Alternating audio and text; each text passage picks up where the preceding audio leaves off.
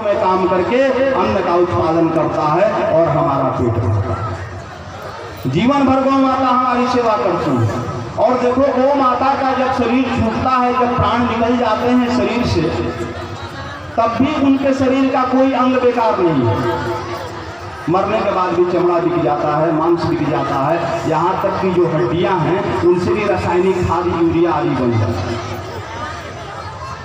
मरने के बाद भी उनका हर एक अंग समाज की सेवा में चला जाता है। और हमारे आपके शरीर से अगर प्राण निकल जाए, इसकी 5 रुपया भी कोई कीमत लगाएगा क्या होगा? कोई 5 रुपया कीमत लगाने वाला नहीं।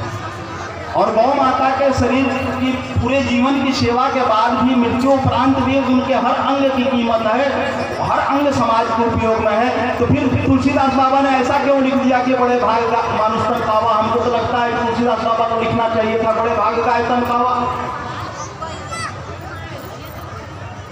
लेकिन ऐसा क्यों लिखे कि बड़े भाग मानुष तन पावा? इसका रहस्य क्या है?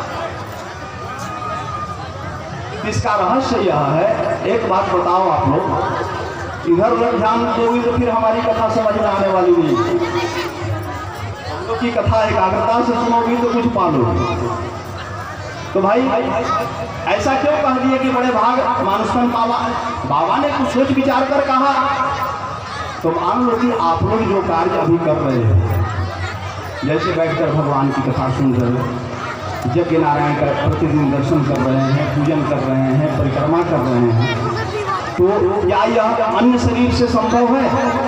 जितने भी हम शरीरों का उदाहरण दिए, भले उनमें गुण अधिक हो, सौंदर्य अधिक हो, लेकिन यह कार्य उन शरीरों से संभव नहीं है। यह कार्य जब भी संभव होगा इस मनुष्य के शरीर से ही संभव होगा। इसी कारण इस मनुष्य शरीर की महिमा गाई गई कि बड़े भाग मानुष तन पावा। और शास्त्रों में भी आया, ऐसा बुद्धिमताम बुद्धि मनीषिया मनीषिराम यत् सत्यम नृत्य ने मतलब नामृति मामृता। कहा कि यह बुद्धिमानों की बुद्धि है, मनुष्यों की मनुष्याई है। कहा क्या मनुष्याई है? कहा कि इस असत्य शरीर से, यह शरीर क्या है? असत्य है, नश्वर है, यह सत्य नहीं है, आज है कल नहीं रहेगा। सत्य क्या है? तो सत्य और परम ब्रह्म परमात्मा है, हमारे देवाधिदेव महादेव हैं। कहा इस असत्य शरीर से उस सत्य की प्राप्ति हो जाए, यही इस जीवन की सार्थकता है, यही बुद्धिमानों की बुद्धि है, मनुष्यों की मनुष्याई। और एक बात जान लो, आगे यही बाबा भी कहते हैं कि बड़े भाग मानुषतन पावा सुख दुर्लभ सदग्रंथ गावा। देवताओं को भी यह शरीर दुर्लभ है, मानव शरीर जरूरी नहीं क्या, बड़ा ही देव दुर्लभ शरीर है। देखें, पुण्य कर्म सत्कर्म करके, यज्ञ आदि कर्म करके, कर्मकांड आदि का आश्रय लेकर के स्वर्ग आदि लोगों की प्राप्ति हो सकती है। किंतु जिस समय आपका पुण्य क्षीण होगा, पुण्य नष्ट होगा, क्षीणे पुण्य मृत्यु लोके विशंति, उसी समय आपका पतन हो जाएगा और इस धरा पर अनेकानेक योनियों में फिर आपको भटकना।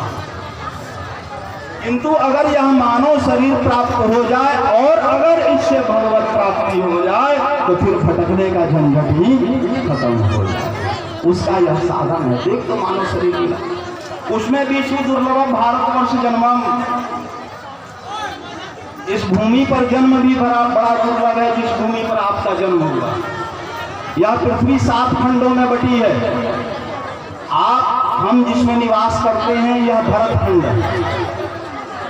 भरतखंड को देव भूमि माना गया है, मोक्ष भूमि। यहाँ जीव का जन्म भगवत प्राप्ति के लिए होता है। इस भूमि में तृण लता गुल्म वृक्ष आदि पशु पक्षी के जोनि में भी जन्म हो जाए तो करोड़ों करोड़ जन्मों का पुण्य होता है। और अगर मनुष्य